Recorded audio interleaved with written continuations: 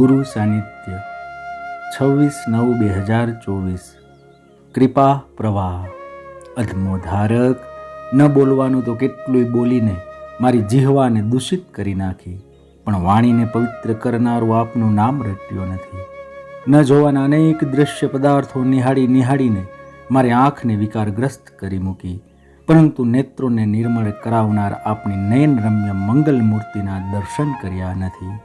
ન સાંભળવાના અનેકો વિલાસી ગીત ગાયન અને દુર્જનોના મુખેથી નીકળનારા નિંદા વચનોનું શ્રવણ કરીને આ કાનને પણ બગાડી નાખ્યા, પણ જે સાંભળીને સંસારમાં વિરક્તિ અને આપના ચરણોમાં અનુરક્તિ પ્રગટ થઈ જાય એવા સંત વચનો અને શાસ્ત્ર વચનોને સાંભળવાની કશી દરકાર જ કરી નથી.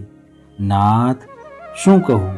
પ્રત્યેક ઇન્દ્રિયોનો દુરુપયોગ કરીને જ્યારે આ અંતર્મનને દોષો અને દુર્ભાવોનો ઉકરડો બનાવી દીધું છે, ત્યારે હવે એને સાફ કરવા માટે આપના કૃપા પ્રવાહ સિવાય અન્ય કોઈ જ ઉપાય કારગત નીવડે એમ નથી.